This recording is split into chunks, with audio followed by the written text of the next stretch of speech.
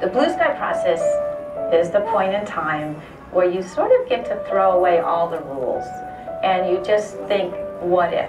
What if we did this? What if we did that? And at that point, there's no bad ideas. When you think of Imagineering, it's more than saying, I want to build a roller coaster, I want to build a really cool ride that people want to go on. We want to take it one step further and put you into a story, make you feel like you're in a different place and in a different time. When I came up with the idea to do a movie with Cars as characters, it really was kind of merging of the two sides of my kind of family, you might say. My dad as a parts manager at the Chevy dealership. My mom was an art teacher. It kind of represented my love of cartoons and animation, and so it kind of really merged the two together. The story of Cars really started gelling. The summer of 2000, my wife and I took a cross-country motorhome trip with our 5 sons. We went down Route 66 and just experienced that kind of old-fashioned road trip.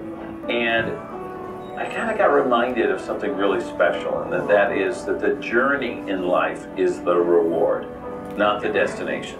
And when they started talking about taking the characters and the place that we developed in our movie Cars and making a land, I got so excited. I got so incredibly excited because Disneyland was one of the most important places and things in my life. And it actually has inspired me. I mean, Disneyland in great part inspired me to do what I'm doing for a living. We would go once or twice a year, and it was my favorite day of the year. And I remember just loving the detail, the authenticity. Every little aspect of it takes you to that place in time. And if we're going to bring Radiator Springs to life, it has to be so authentic you feel like you are there. And to be authentic, the first thing I asked all the Imagineers, I said, you have got to get out there on Route 66 and travel Route 66. It's feeling it, seeing the light, and hearing the stories of the people on the road. We started in Eric, Oklahoma, and we went to the old parts of Route 66, and we stopped in a lot of the towns along the way, and we met a lot of the people. It gave us a real appreciation for, you know, why the story was so special to John Lasseter. On our trip, driving along Route 66, the most powerful thing that sticks out in my mind was all of the beautiful rocks on the western portion of Route 66. And being able to see that come to life, recreated by the team, is really a powerful experience. I grew up in Hungary. I came from an artist family, so not only that my father was a commercial graphic artist and a painter, but my uncle was a wood sculptor. Almost every weekend we went hiking in the mountains. You know, so that became ingrained in our brains. I've just had this affinity towards nature.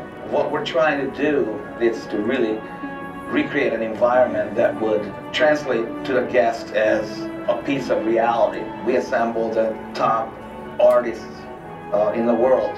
We really wanted to pay attention to all the small details that Route 66 geology offers. The closer you get to that rockwork, it wraps around you. You look around and you are transported.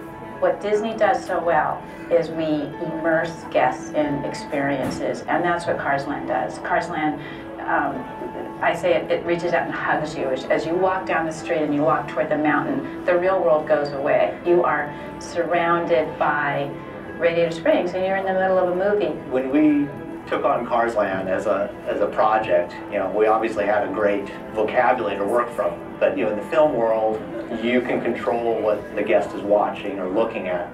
In a theme park, you can't. The thing, you know, they can turn, you know, 360 degrees. They can look around the corner. They can look up. They can look down. And so you have to start thinking about all those little nooks and crannies. And in some cases, that's not defined in the movie. Some of the biggest things that I learned on that trip involved meeting the people that inspired the characters. To meet Fran and Joanne from the Midpoint Cafe in Texas, who were the inspiration for Flo, and talk with them and kind of get an understanding of if that character owned a building, how would they decorate the inside?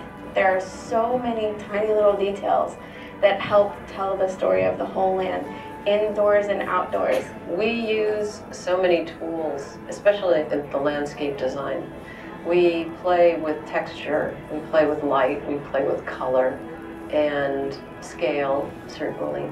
The graphics, the colors on the buildings, they all tell a consistent story. We don't have any contradictions, and that's how we immerse you into a world and immerse you into this fantasy story. When we were designing our signs, we were thinking these are what the actual characters would design or buy for themselves.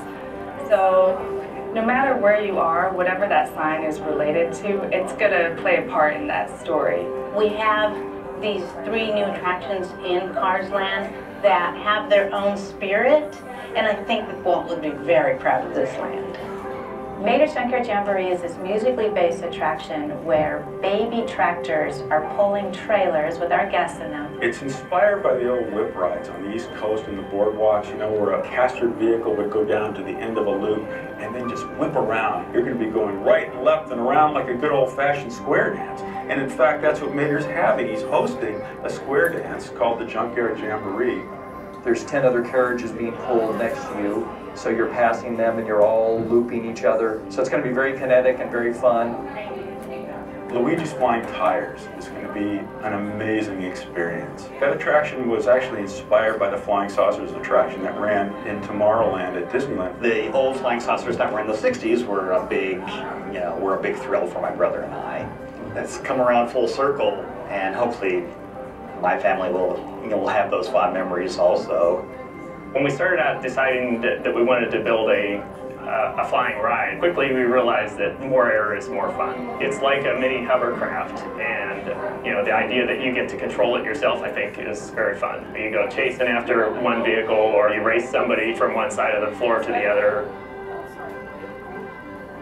Radiator Springs Racers is going to be, I think, one of the greatest attractions that Disney has ever designed and built. A great attraction takes you somewhere, it takes you to another place, and that's what Radiator Springs Racers does. You get to go on the road trip that Lightning and Sally got to go on, the little drive that they took through the country, through Ornament Valley, and see the waterfall. You get to meet a lot of your favorite characters from the movie, but this is not about them, this is about you. This is your experience in their world, in that parallel universe of Cars. You go into the ride, riding the character right out of the Cars movies. You're going to hear the cars, and you're going to hear people enjoying, screaming and having fun on the ride. It really brings you in. Creating Radiator Springs Racers is the dream job for a car guy. My father was big into cars, was always doing his own maintenance on cars. I can remember when I was 6 or 7 years old, sitting out on the curb with my dad doing a brake job on the car, and him teaching me how it all goes together and inspiring me to have the same love of cars. It's easy to just build a car, but to build a car that is a character and has a soul and a personality adds a whole other level to the building process. You take everything that you've learned along the way, all the little car projects you've done, and they all come together into a monumental attraction that honors the heritage of cars. I was really fortunate to grow up in an era, 50s, mid-60s.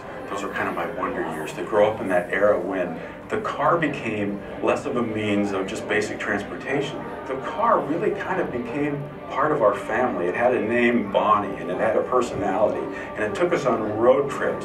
In fact, I remember one night when we were on a road trip, everyone was asleep but me and my dad, driving of course. And I remember laying on the floor in the back seat with my legs over the hump of the car in the back, looking out the back window at the stars in the sky at night. And he was kind of singing a Hank Williams tune or something. And I remember seeing those stars. And it was a very vivid memory I have, and especially with like the outcropping of rock coming out in the canyons and valleys of Utah. It was just, well, I'll never forget that sight. And a couple of weeks ago, when I first experienced the first ride-through, our test ride-through of Radiator Springs Racers, and I looked up and I saw stars were amazing. And it was then I realized this place is special.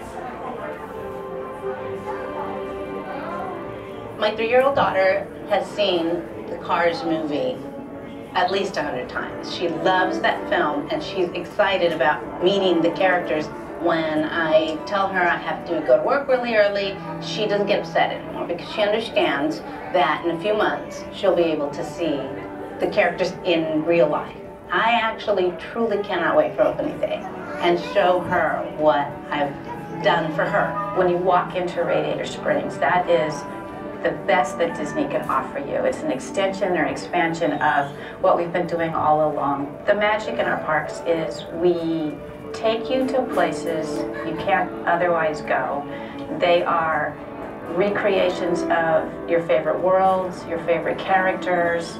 They're just places where you want to be.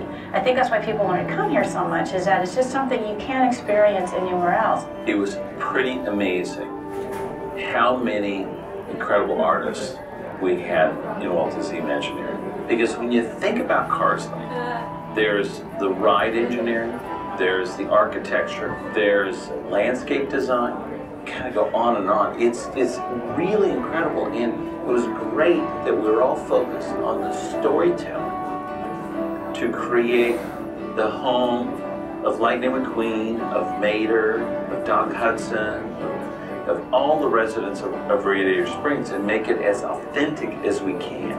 The character of the town, the character of the cars and the whole world, it just is in everything, and I think it's going to be, oh, I can't wait.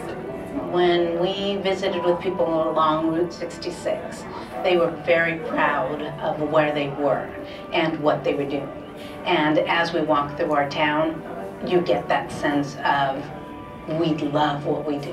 When our guests step into this land and they see the spectacle and the panorama of the landscape, you know, I want them to feel like this is the greatest road trip they've ever been on.